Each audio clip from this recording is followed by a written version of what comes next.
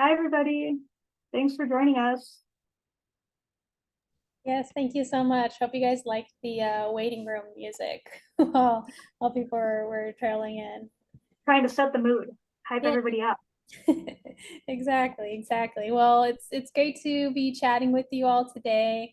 I'm really excited for today's conversation.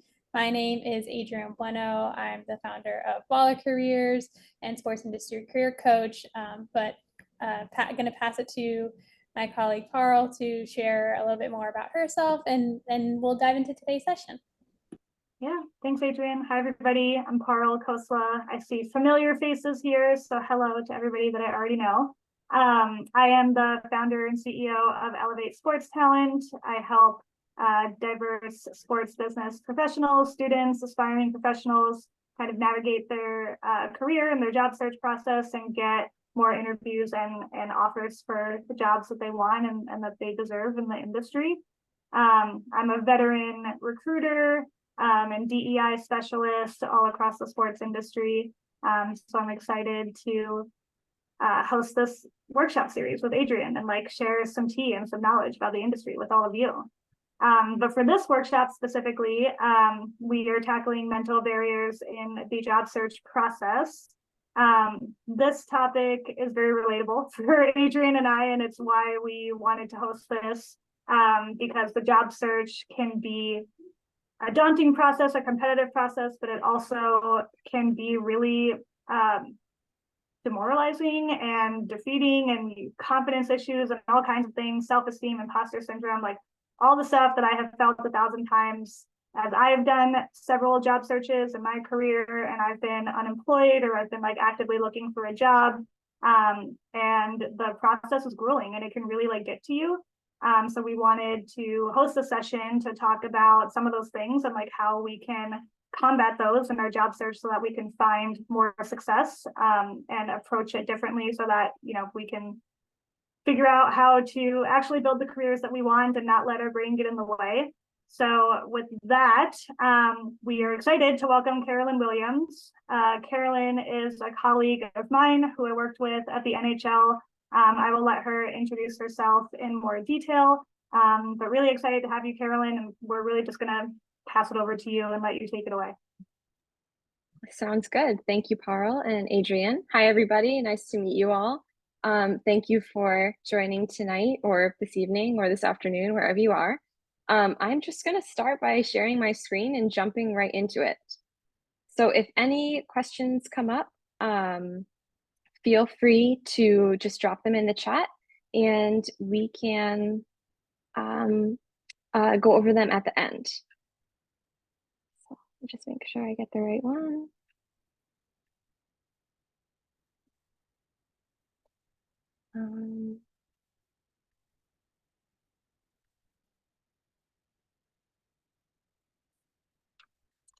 Sorry, everybody.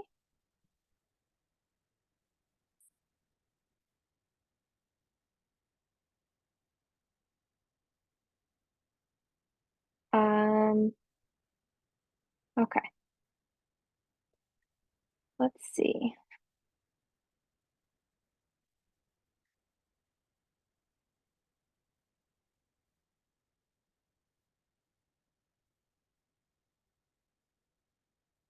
All right, we're there. Finally made it. You'd think I'd get it by now after all these years of COVID, but that's okay.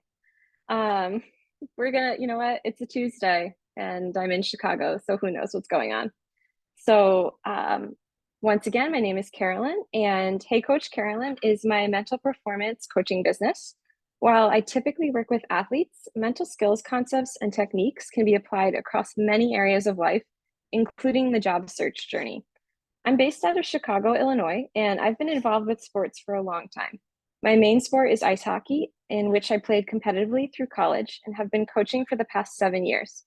As I gained experience in coaching, I realized just how much of the sport's performance is mental. When I was playing competitively, I did not have any training or support for mental performance, and I wish I knew then what I know now. I firmly believe in the importance of training mental skills alongside physical practice and the other elements of sport. My goal as a mental performance coach is to help athletes learn how to compete with confidence, navigate adversity in their sport, and develop the tools they need to consistently perform at the highest level. These are the same principles for what I hope to help you with today, finding confidence, control, and consistency in your job search and career journey. While it's not essential, I do recommend having some paper and pen nearby. And when I work with athletes, one of the first things we talk about is the importance of journaling. The action of putting words down on paper can significantly help reduce anxiety, clear your mind, and allow you to make better decisions. Also, I have some activities sprinkled throughout my presentation that you are welcome to participate in through writing. All right, let's get started. So here we go. Today's presentation will cover three main areas: defining success, social comparison, and navigating failure. When I was thinking about my own career, my own path so far in my career, these are the topics that jumped out at me and are the ones that I think most people can personally relate to. With job searching, we typically define success as either we got the job or we didn't get the job. As we will talk more about, this is a limiting interpretation of success and can be damaging to our motivation and confidence. That leads us into social comparison, which can be found in almost every area of our life. And finally, navigating failure. It's likely that the majority of us on this call today got rejected from a job at some point in our life. How we respond to those moments of failure and how we reframe them can have a huge impact on how we reflect back upon our career journey. So to get us started today, I'm going to give everybody 1 to 2 minutes to think of and write down how you would define success as it relates to your job search at this exact moment in time. Don't write down what you think you should write down. Write down how you've been interpreting success in your own job category. All right, hopefully that makes sense. I'm going to start the timer now and you've got about a minute. All right, go.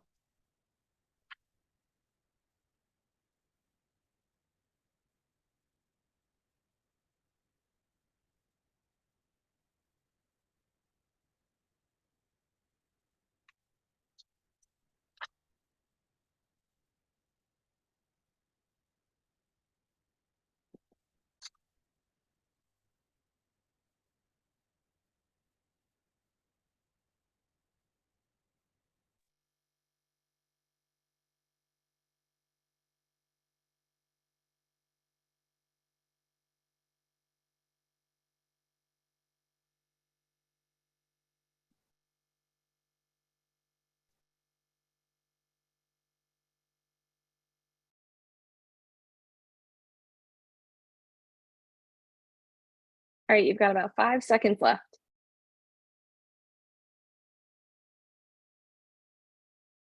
Okay, time is up. So keep your definitions handy. No need to share anything. Just a reference for you as we move through this presentation. So to start my example, as a female involved in ice hockey, which is a male-dominated sport, I used to define success as getting to the highest level in hockey and being the first female to do something. With my definition of success, I was limiting myself by letting other people have control over whether or not what I was doing was good enough. Here's what I mean. In college, I played club hockey, not NCAA. After college, I began coaching hockey at the youth middle tier level. Because I defined success as getting to the highest level in hockey, I tried to get into college coaching because it seems like that's higher than youth coaching. However, when I applied, I was told I didn't have experience coaching the highest level of youth hockey, only the middle tier, so I must not know what I was doing. It didn't matter that I'd been coaching for several seasons, that I was passionate about the game or willing to learn. So I tried to figure out what to do next. I thought the logical step would be to coach high-level youth hockey because that's what I was told would get me into college coaching. But when I got there, I was told I wasn't qualified because I never played NCAA hockey, only club. So basically, I was stuck in a circle. I was mad, I was frustrated. I wanted to quit working in hockey because I felt like there wasn't space for me. It didn't matter how much I wanted it if no one wanted me. What's wrong with this mindset? I was letting everyone else tell me where I belong in hockey.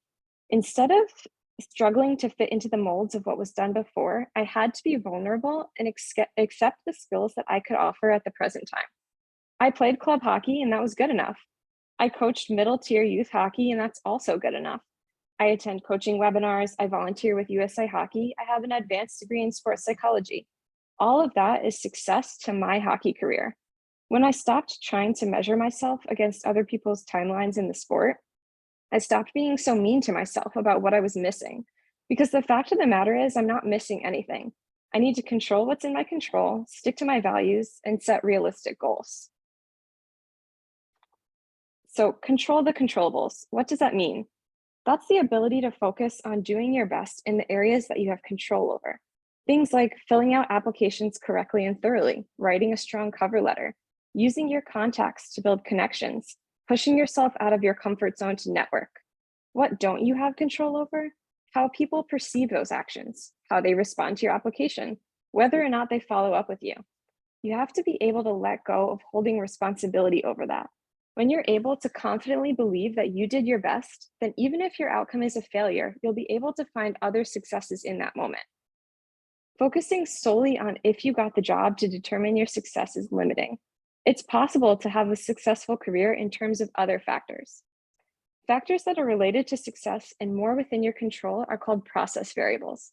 Examples of these include the ability to work hard, personal improvement, effort and persistence, showing respect, overcoming adversity, and constructive communication. Identify and stick to your values. This is probably one of the most important things you can do for yourself, and especially in regard to your career. When you know what is important to you, many of the previously perceived difficult decisions will become clear. You'll no longer feel like you have to compromise, and your successes will feel even stronger. As one of my favorite musical artist, Method Man, says, if you don't stand for nothing, you'll fall for anything. And as part of my old definition of success, you might remember that I thought success in hockey for me was being the first female coach in the NHL.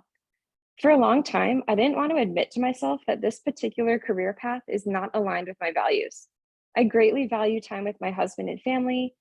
And to be a coach in the NHL, I would have to be away from my family, travel often, and have a high likelihood of having to move all the time. I love my home in Chicago, my neighborhood, the ability to eat dinner at my kitchen table every night.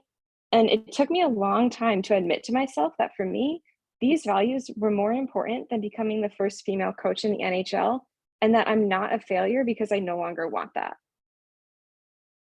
Realistic goal setting. So realistic goals are the ones that are achievable, yet an appropriate level of challenge. They have a definitive ending, and you have the ability to either use or acquire the resources needed to accomplish it. It sounds straightforward, but more often than not, we set goals that are unconsciously setting ourselves up for failure. This might be a little bit of an extreme example, but to make the point, let's say you apply for a job that requires you to be fluent in Spanish. You don't know Spanish, but you say, oh yeah, I can learn that in a month. Meanwhile, you have your current job, family coming to visit next weekend, painters showing up on Thursday, and any remaining energy needs to be devoted to your own mental well-being. Do you really think you can learn Spanish in a month for this job? So if you experience a failure in your goals, take time to pause and consider the following. Observe without judgment. Reevaluate your goal. Maybe this requires changing your plan of action. That's not a failure, that's an adaptation. And then modify or change a component of your application or skill set as needed. And lastly, avoid absolute language. I'm only going to touch lightly on this because I could go on forever, but the big takeaway is that there are very few situations in life that require the use of absolute words: should, have to, and must. In reality, you don't have to do anything. Wanting to do something is much more powerful and will have longer lasting positive effects on your motivation. If you feel like you have to apply for a job because you feel pressure to work a 9 to 5 like everyone else, you're probably going to be really bored in a couple of months. Instead, if you want to apply for a 9 to 5 job because it will provide you with the monetary resources needed to pursue a larger passion, you'll have a much easier time working through. So before we move on to social comparison, take a quick look back at your initial definition of success. Is there anything you might reword, change, or modify to ensure that you have the greatest possible control over its outcome? You can just reflect on this in your head, but just take a look back at what you originally wrote. So let's jump into social comparison. With social comparison, we live in a culture that frequently focuses on comparing, contrasting, and critiquing. Being critical of others does not result in personal improvement. And when feeling better comes at the cost of being critical of others, the feel better will be momentary and you will inevitably feel inferior. So feeling like you should do more or have to learn faster or must be better than someone else may be the result of unreasonable expectations. These expectations do not motivate excellence, and comparing negatively with an external standard will decrease your motivation, focus, and confidence. So you might notice there are a couple absolute words in that definition right there. Should do more, have to learn faster, you must be better than someone else. And these will definitely decrease your motivation when you're working towards your own goals in your career. Just because it works for someone else doesn't mean that it has to work for you. We spend a lot of time trying to fit into the molds that society has told us are the right ways to grow up. But what if your career isn't defined already? What if there isn't a traditional ladder for you to climb? The things that I like about sports are not already defined in one specific job. For a long time, I applied for and tried out jobs that were close to what I liked, but not exactly perfect. And as you can probably guess, it didn't work out. Sure, I was okay at those jobs. I could have worked at them for a while, but I was unhappy. And I knew deep down that I didn't care about what I was doing. It took me many jobs to be able to verbalize that the reason why I kept jumping around was because I knew what I wanted, but it would involve me going out on my own, and that's scary. I didn't have a mentor or a path or a ladder of professional stepping stones. And because of this, I was relying on external validation to tell me that I was doing the right thing. External validation is what we seek from social comparison, like scrolling through Instagram or wearing particular clothes because a celebrity says it's cool. In the career world, this comes from more of the verbal validation from bosses or coworkers. This is not sustainable. I needed to believe in my worth and rely on my internal motivation to know that what I'm pursuing is right for me. Now, it's hard to be alive today and support a lifestyle where you're trying to figure out what you want to do for a job. And in those moments, it's okay to work at places that you know aren't going to be your end goal. When you have a job that isn't quite the end goal, it should fill one of two categories. It should provide you money to get where you want to go, or it should provide you education and skills to get you where you want to go. The takeaway here is that you're being proactive in doing what you need to do. You're focusing on the big picture and not getting bogged down in the smaller details. For example, let's say you're 30 years old and you want to work in media for sports, but you have no experience. You find a great unpaid internship opportunity with a team, but you feel embarrassed to take it because all your friends have full-time six-figure salary jobs. It's this moment that you can choose if you'll let external factors and social comparison control your outcome. Taking an unpaid internship is nothing to be ashamed of because you know that this is a realistic stepping stone to achieve your bigger goal. Let your internal motivation for success be big enough to cast away the opinions of others. Now I'm going to highlight a real life example of the dangers of social comparison by taking you through my kind of strange career journey. So my first job was a snack bar attendant at a country club. And shortly after that, I worked as a wedding planner assistant at the same country club. And I actually loved this job. It was constant problem solving. I was always on the go. It was always challenging for me to come up with creative, in the moment solutions. But then I went to college and I was told that I had to pick a major. I had no idea what I liked, so I started with environmental engineering because I loved the Dawn soap commercial where they clean the oil off the ducks. Turns out that is not environmental engineering, and taking some of those classes really solidified that for me. So I changed my major to genetics because why not? Science is cool, and I loved Magic School Bus as a kid. So as you can see, my logic for these choices is really strong. So after college, I did what was expected of me. I went and I got a 9-to-5 job in molecular genetics. That lasted about 5 months because I got bored. So then I got another molecular genetics job and I stayed there for about a year. And then I got a third one and I stayed there for about a year and a half. And all I could think to myself was, why could I not stay in a job for longer? Something has to be wrong with me because I cannot fit in this corporate world. And how come all my other friends who got jobs are doing fine? So while I was working in genetics, I began coaching hockey on the side. And as soon as I found myself spending, more and more time at the rink rather than at what my 9-to-5 job was supposed to be. So when I left my last molecular genetics job, I knew I had to make a big change. I was so unhappy working in laboratories, and that really deep feeling gave me the courage to take my first big risk and focus on coaching hockey full time. Throughout those 4 years, I had many ups and downs. I got some really cool opportunities to travel and work with high-level hockey programs, but I also really struggled because I didn't have a mentor or a traditional ladder to climb, or really anyone even telling me that I was doing a good job. So after my fourth season, I was feeling so burned out and battling with lingering feelings of not good enough. I was embarrassed to tell people that I was a hockey coach because 9 out of 10 times they responded with, "Oh, okay, but what's like your real job?"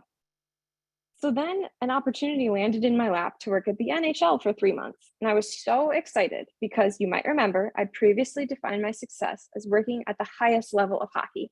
And to those involved in the sport, that's the NHL. I felt for sure that I would finally be satisfied there. Everyone in my family was so impressed that I was going to the NHL because everyone knew how important that organization was. And I felt for the first time in a while that my career choice was no longer embarrassing. But then the fellowship happened. And as it turned out, working at the NHL was just like any other 9 to 5 corporate job. It was everything that I disliked about working in molecular genetics and exactly why I left to go into coaching. I was so disheartened and lost. I thought that the NHL would solve all of my problems, but all it would do was leave me with more questions than answers. So after those 3 months, it was almost like I was back in the exact moment after quitting my third molecular genetics job. Lost, confused, frustrated, unsure about pursuing hockey. But this time there was a little something different. This time I trusted myself. I kept my confidence high by going back to my values, reminding myself of my worth, and sticking to what I felt was right for me. I took back my power that I had given to the NHL when I gave them the choice to determine if hockey needed me. I know I'm a good coach. I know I'm needed in hockey, and I know what I can offer.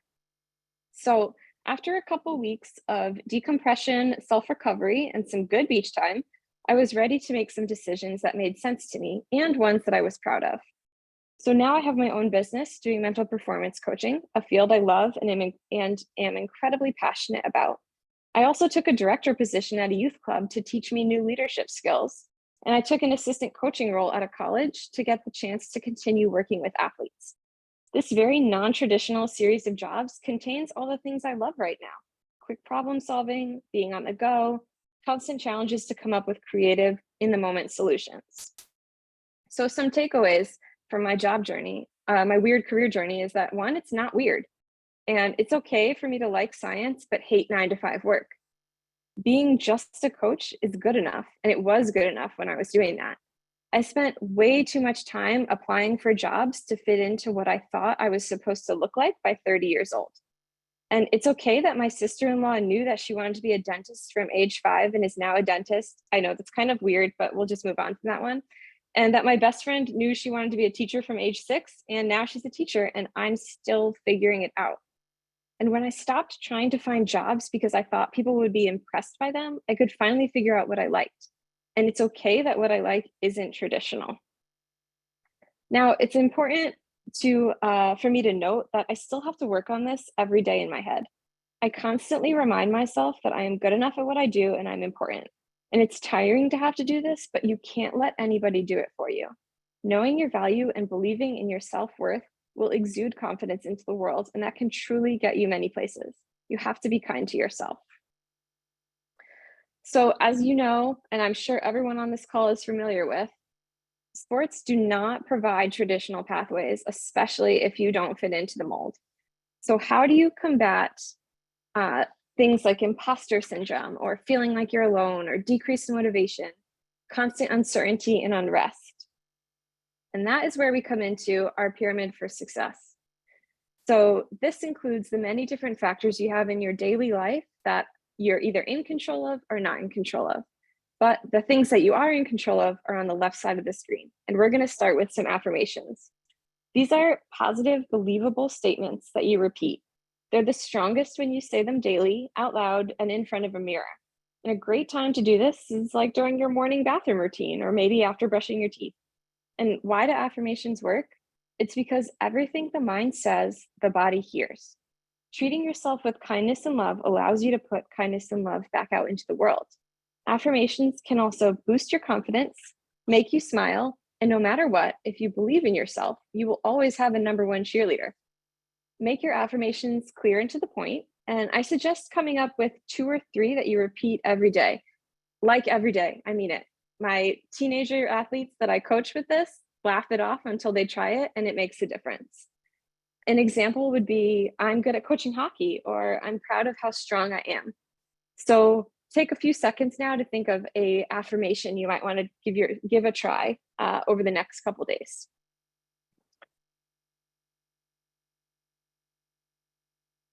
And that will lead us into self-talk. And self-talk is essentially what you say to yourself, both out loud and in your head. And for athletes, negative self-talk is quite common. I can't even tell you the number of times I've been on the ice with kids and heard them say, I suck at this. I'll never hit the net with my shot. And you know what? The next shot they take, they miss. If you keep telling yourself how bad you are at something, you're going to be bad at it. The first step in addressing negative self-talk is recognizing when it happens. You can figure that out by asking yourself, would I say this to a friend? And chances are probably not. So we're going to work through a quick little example of what to do when you start experiencing negative self-talk. So when those negative thoughts enter, I'm going to challenge you to picture a big stop sign. So if you have paper in front of you, I want you to draw a stop sign on it. And in case you forgot, it's an octagon. There are 8 sides. And in the middle, it says stop. Make sure those letters are big and bold. Now I want you to really stare at that picture, like concentrate fully on it. Memorize everything you just drew on that paper. All right, now I'm going to have you say a negative self-talk statement to yourself out loud. I want you to say maybe something like, I don't deserve this job. I'm not qualified for this job. And as soon as those words happen, I want you to close your eyes and I want you to picture the stop sign that you just drew on the paper in front of you. That stop sign is going to be your visual reminder to get yourself in check. Say, hey, Carolyn, we don't talk to ourselves like that. We're going to stop. That's rude and we don't like it. And that stop sign that you drew is what you can take with you when you start saying those mean things to yourself. Just take a quick minute, close your eyes, picture that stop sign. We're not going to continue with that. Now, after you picture that stop sign, I want the next words in your head to be, what if I can do it? What if you can? Who's telling you you can't? You? That's not very good. What if it all works out? When you can interrupt a negative thought pattern, you'll be able to stabilize your thoughts and your body will physically settle down. Remember, you can only control what's in your control. So when you're having those moments of spiraling thoughts and you're out of control, you can't collect it back together, that's when this stop sign becomes really important. It's your immediate hard stop. I will not think those things. And instead, I'm going to replace it with, what if I can? And that's it. We have to be able to know when it's time to stop and push ourselves to get to that point. We've talked about absolute language earlier, and the same thing here applies with social comparison. You do not have to be like anyone else. You don't have to have certain things accomplished by certain time points. Buying a house, getting married, and having a kid are not milestones that need to be accomplished by a certain age. They are life events that can be celebrated for what they are in the moment that they exist for you if they happen. And there's nothing wrong with you if they don't. Self-advocacy in terms of career. If you align your career journey to the people around you, then you will never advocate for what you need in your work life. If you take on extra projects because you think that you have to, because Parul did it last week and your boss complimented her, but actually you really need to leave work early because you're feeling mentally fatigued and you made a hair appointment because dyeing your hair makes you feel better because you have control over it. I think you can see where I'm going with this. You have to listen to yourself. Don't make decisions based on what other people have done, and don't make assumptions based on what other people have done. Your journey is perfect just the way it is, and taking care of yourself is the top priority. There's no correct way to have a career. You might only think that there is because that's what society's been telling you from the beginning. You go to school, you get a job. It's fine if you hate it because you're not really supposed to like work. And when you can break away from this mindset and take back control over your career journey, you'll be amazed at the opportunities that will occur. The ability to follow your passion, to know your worth, and stick to your values will make you impenetrable to the unrealistic demands of society. And finally, recovery routines. If you're like me and you find LinkedIn stressful because all it does is post people's 5-year work anniversaries and new promotions, and you're still trying to figure out what to do in your career, then you need to establish your recovery routine. And for this context, a recovery routine is a series of things that you can do that give yourself space to relax, a chance to recenter, and time to find enjoyment. Maybe it's going for a walk, reading a book, playing Mario Kart, cooking a meal, petting dogs on the sidewalk, anything that is something you love that makes you happy, independent of others.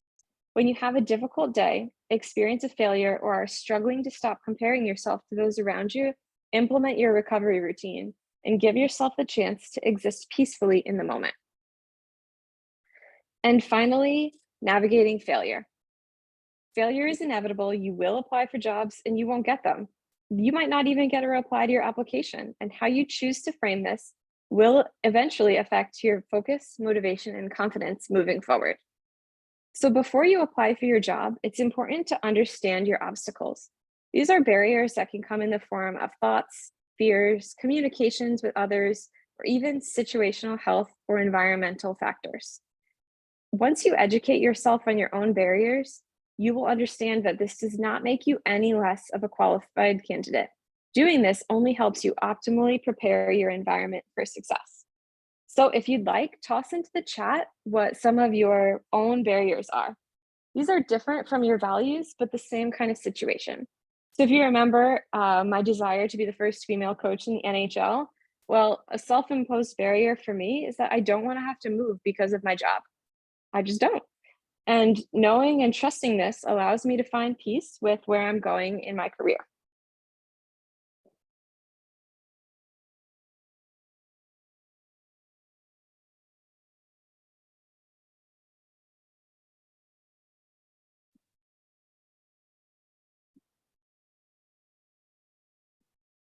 All right, so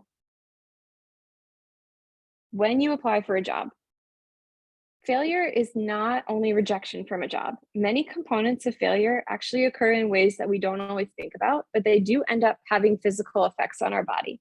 And we talked about it earlier, but self-talk is here. It's back again. It's like my favorite thing ever. When you fill out an application or head into an interview, are you saying things like, I'll never get this? I shouldn't even bother applying. My resume is probably so bad to compared to other applicants. What do you think that does to your confidence or your physical state? Probably drops your confidence a lot. You're probably more slouched over. Maybe you're applying on the couch and you're like half falling asleep because you know you don't really want to do it. Or maybe you're just feeling really sad and tired all the time. Instead, it's important to set yourself up for success by faking it. Sit up straight, use your favorite pen to take notes. Prepare a reward for when you've completed the application. I love to use food for myself with this. It's like my incentive to get things done. Sometimes I'll like sort out M&Ms. And then congratulate yourself when you hit submit. And it's also important to remember what you're feeling. This is the biggest one. When you're looking at jobs, how do they make you feel when you read the description? Do you feel like you're compromising to fit a mold? Remember what I said earlier, if the job is not serving you as either financial support or a knowledge investment, then you don't have to settle. Don't do things just because you've been told that's how the world works. And here we have a great quote, success is maintaining enthusiasm from failure to failure. And if you don't get the job, how can you have a positive outlook about it? And what exactly is a positive outlook?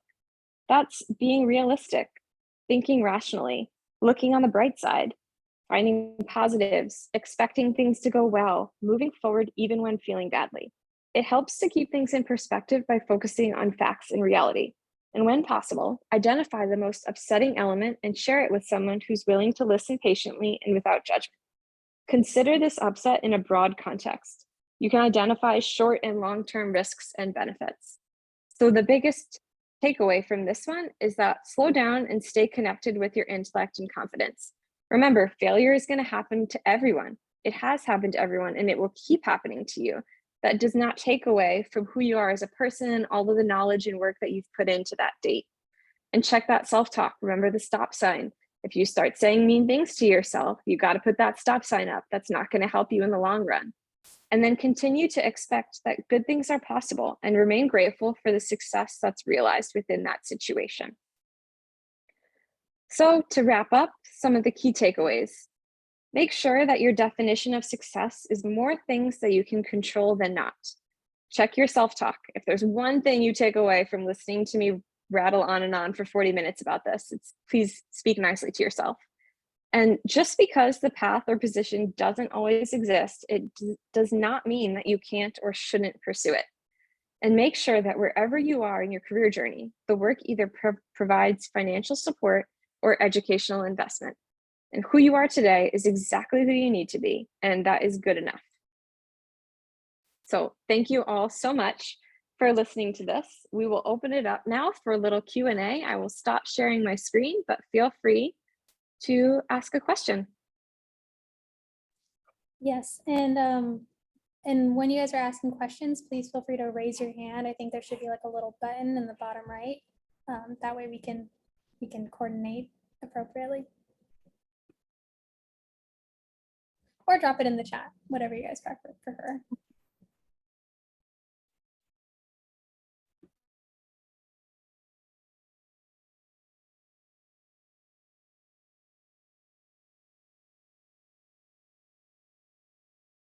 Okay, until someone has a question, I just want to say that that was amazing. Like, I learned so much just from that explanation of like the negative self-talk, like all the social comparisons, like that. Those are all the things that like I have always struggled with in my career. And like, while I might present very confidently in my LinkedIn posts and things like that, like I am no stranger to low self-esteem, low self-confidence, negative self-talk, imposter syndrome, like all of these things that you were talking about. One tip that I want to share is that I'm going to try to move my computer, but it's connected to a lot of things, but oh, it's also unblurred. But if you see these four like things, these are my affirmations that I have on my wall right next to my desk. And they tell me positive things about myself, and I read them before I go into like every single meeting that I take, because I always have to like reassure myself of who I am. My favorite one says, I am confident in the value that I provide in this industry, and like saying that to myself and then going into a meeting, like I notice a huge difference in how I come off and like how I sound in that meeting. So I love when you talked about affirmations, because it truly does help, even if it doesn't sound like it will. Like, try it and I promise you it will help. So we have a question about some tools for dealing with imposter syndrome. And I'm actually going to steal a little bit of this post-it action. I love post-its myself too. But when you are feeling like you don't belong somewhere, it's important to take some time away when you're outside of that environment and to list out for yourself the reasons why you do belong or why your impact is important and needed, and start shifting that focus away from why you're not there or why you shouldn't be there and why you should be there. So for example, when I started coaching hockey, I was the only female involved in the girls program that I was working with. And I was also the only non-parent. I didn't have any kids. And the first couple months were really rocky because people were telling me, oh no, you don't know what you're doing in hockey. Like, this is more for like a male sport. You did not play professionally. They didn't either. And it was really disheartening. And I just was like, I don't belong in this space at all. So one of the things I did was come up with reasons why I needed to be there. And it's because as a female coach working with female players, I can provide an example of what it would look like at a higher level to be involved with the sport. And once you can start coming up with a few of those reasons for yourself, you can start amplifying them and focusing more on that. And when you go into those environments that make you feel like you don't belong, it's not going to be an overnight change. It's going to be really hard to keep walking in there every day. But if you know that your bigger purpose is something that can outweigh those effects in the long run, it's important to keep pushing yourself and trying it a little bit more every day. And with those affirmations, it gets a little bit easier every day as well. I want to jump in quickly on, I honestly think this might have been just a TikTok trend where someone basically someone was just like, there is someone out there doing the thing that you want to do with half the skills, half the qualifications, and half the talent that you have. And I kind of took that and I was like, you know what, like I will run with this. And it's, it's been something that I just sort of come to mind, like, just a phrase that I like kind of say to myself whenever I feel like I'm in this situation of feeling imposter syndrome. And then also, going through the interview stages, and even once you get hired into certain roles, I'm sure with all of you and roles you may have held in the past, when you're going through the interview stages, you're like, wow, this person knows so much and they're like this expert and like amazing, blah, blah, blah, blah. And then when you're in the role, you're like, wait, I actually know a little bit more than this person, or like, I don't know what I was so afraid of around, X, Y, and Z. So I would say like, go back to those moments, like Carolyn was mentioning, where it's like, I need to be here because I do bring X, Y, Z to the table, even if you aren't in that role yet. Envision yourself being in that position of like, okay, if I'm in this role, these are all the things that I can do. Even if you only have 50% of the skills. I'll give you guys just a quick story. When I was applying for a job at the MBA, I was still a college student, but I was like right about to go full time. The role was a contract position.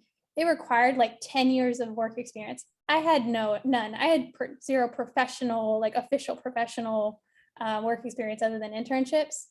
And I still got to the interview stages. And once I got to the interview stage, I was like, okay, like it doesn't matter. I'm just going to keep going and see what happens. And sometimes you just got to throw yourself in the deep end, even if it's a little scary. And sometimes that takes you to really incredible places.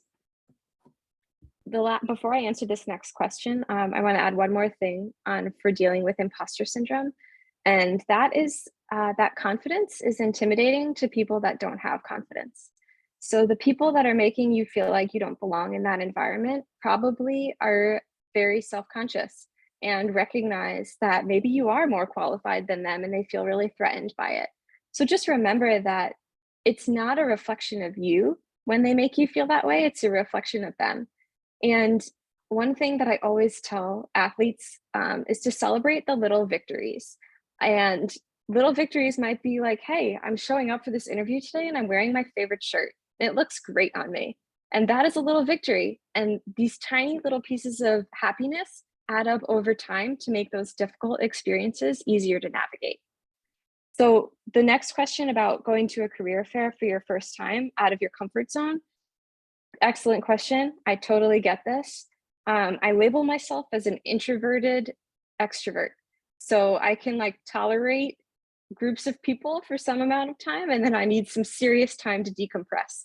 And I think the same kind of situation applies in career fairs when you're really nervous and you don't have any experience yet. Give yourself reasonable, realistic goals before you go into the career fair.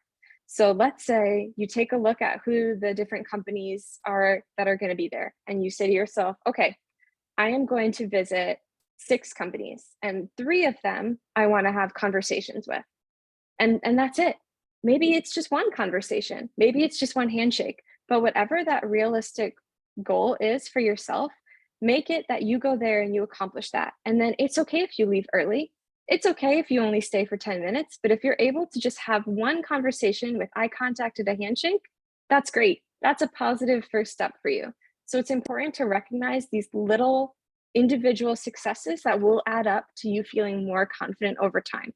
And you know what? By your 5th career fair, you're going to be a pro, and you're going to be looking around the room and you're going to see people that look really, really nervous. And you might be that person that can offer them a quick tip to make it through.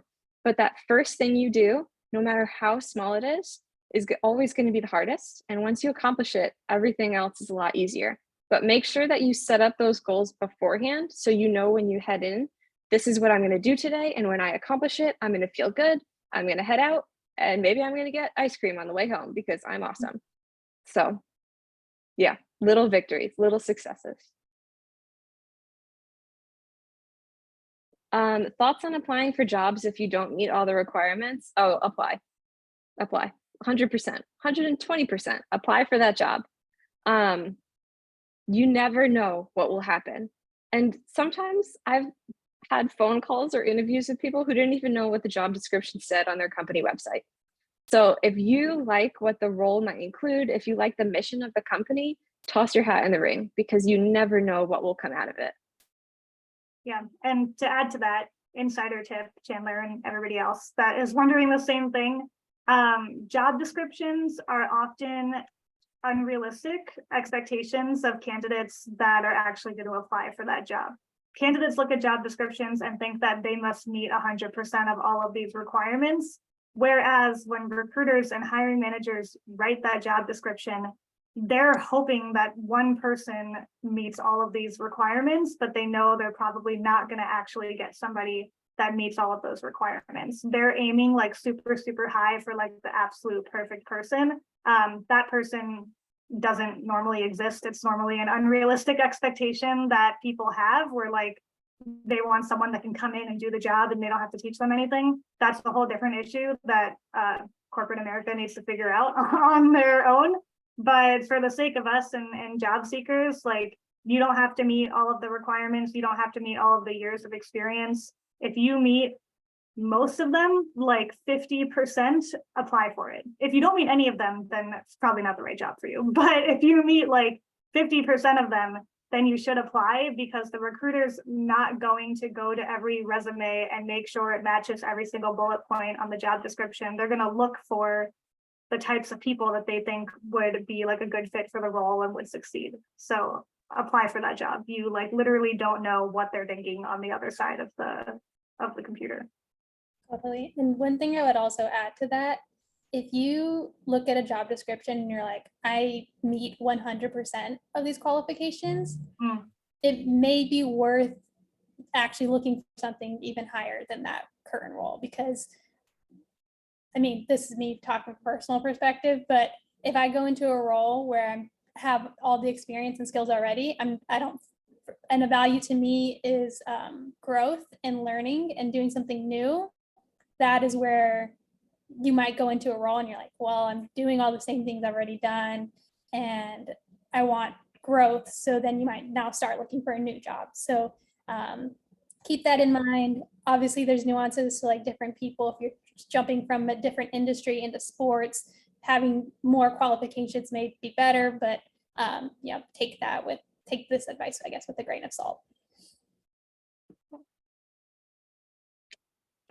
Interview tips. I will toss this one to Parul and Adrian, as this is their primary field, but from the mental performance perspective for interview tips, practice saying things out loud in front of a mirror is really important and really powerful. You've probably heard that before when you had to do a presentation in elementary school and that's what your teacher said to practice, but it really does make a difference when you can see the way the words are coming out of your mouth and you can hear the way they sound. Also, similar to what I said about attending career fairs or pushing yourself out of the comfort zone, find small things that you know you can do that are going to have the maximum insurance for success on your day. So plan as much as you can, leave as early as you can so you don't have to worry about traffic. Have any sort of recovery routine in place for after your interview so you know that no matter what happens during that interview, you're going to go home and go for a run and it's going to make you feel good because you did the hard thing today. But I'll let those two take on any during the interview tips as well. I love the bring water with you. It's such a specific tip, Adrian. It's so true though. The control the controllables. Yeah, so you might not get offered water. You get sweaty during interviews. I feel that. You get thirsty. Affirmations, do them. I will never stop promoting my affirmations. Like literally write down whatever you're nervous about in the interview, like the things that you think are not going to qualify you for the job, like write it down and then write the affirmation that is the anti of whatever your fear is and say it to yourself like before the interview.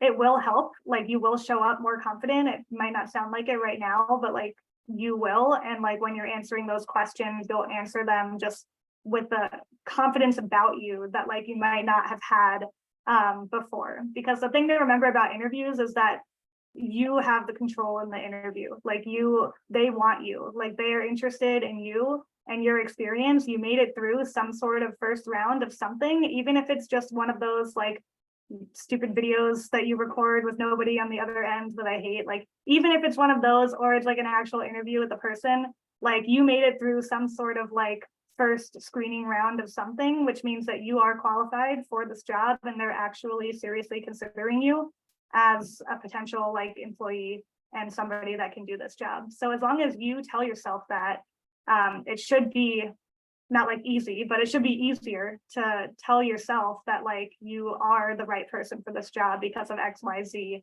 and things like that. So like that's what I try to do in interviews, is like remember that like they asked me to interview, I didn't ask them. So like they want to know things about me and they're interested in me. I love that. And since this whole conversation is also on the topic of the psychology of the job search, a good sort of psychology trick that I recommend for you as you're in these conversations with employers is in your responses always tying it back to the role that you're interviewing for. So if they're asking you,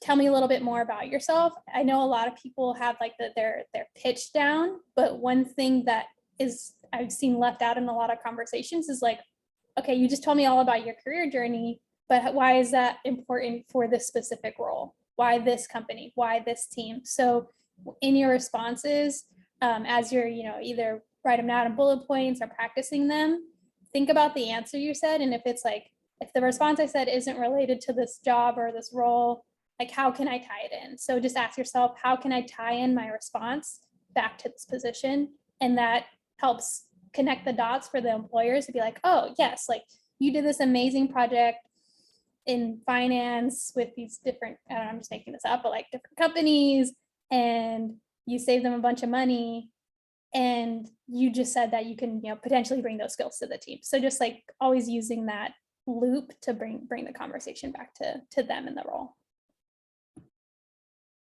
Yeah. What type of questions should we ask interviewers? It's a good question. I will tell you as a recruiter, the questions that I always got the most that I really like never need to answer again in my life are like, what is the culture of the organization? What do you like about working there? Those questions are fine, but they're so overplayed. Like everybody asks those questions. So the questions that you want to ask should be unique to you and like what you value in a job and in a place to work. And that comes through like on the other side. So if you ask like, how many ERGs do you have? Like, what are opportunities for like learning and development? Do you have like, how long do people tend to stay in a role like this before they get promoted? Like things like that, like things that really matter to you, but also will tell you a lot about the organization and like their values and their culture. Those are the right questions to ask, because you're even inherently like subconsciously telling the recruiter more about you without them asking you a question and then you answering it, but you're telling them like who you are and like what you value, and also that you are going to ask questions like this, like when you're in the organization, like you're going to want to know and you're going to challenge them to be like, tell me what you do like in these different spaces and stuff like that. So that's always unique too, and they'll remember that for sure. Yeah, you got that one. Okay. Cool. Yeah, and just tacking on to that, Parul did mention values, but I just want to harp on it again, is when you're trying to figure out the important questions to ask that are really impactful for your daily life, go back to your values and what's important to you. It's okay to have different things than other people for what's important to you, but you have to know what they are so you can make sure that that job is a good fit. Yeah. I know we are approaching the last few minutes of our time together. Thank you, Carolyn, first of all, for being here and sharing all of your wisdom and expertise. You are amazing. Everybody go follow Carolyn on LinkedIn, be friends with her. I'm sure she'll want to be friends with you guys. Thank you all for having me. Yeah. I will make sure Parul has my email address that can be sent out to everybody if you have any questions that come up, sports or non-sports. Happy to help in any way I can. Yeah, and we will send out after this the recording and the slides that Carolyn presented, so you guys can have that for future reference. If you have any other questions, like Carolyn said, you can email her. I'll include our LinkedIn and our email and stuff like that as well in the follow-up that comes out after this. Also, very quick small plug, I'll hand it to Adrian afterwards. I own a company called Elevate Sports Talent. If you haven't heard of it, I'm going to drop my website and Adrian's website in the chat in just a couple seconds. Check us out. We're here to help you figure out your career search. Mental barriers and mental performance is a part of my coaching programs that I work on with my clients.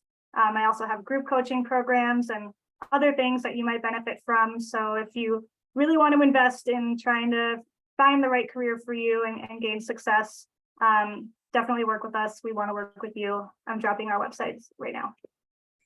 Thank you. Yeah, just echoing what Parul said. We're here to help you guys, and I know for a lot of you, whether you're recent grads or well into your career, you may not have access to the same career resources you had when you were in school or otherwise.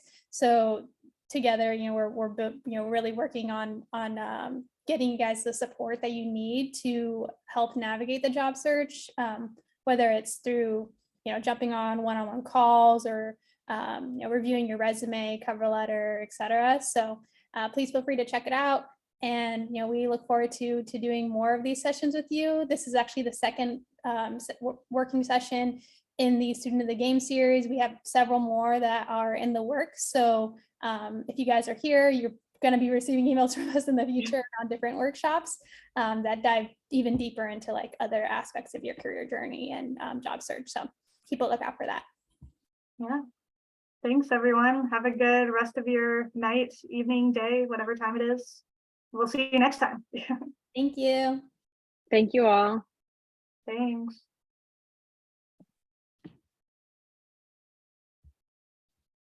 We should do some outro music, Parul. Ah, good job. Can't do it fast enough.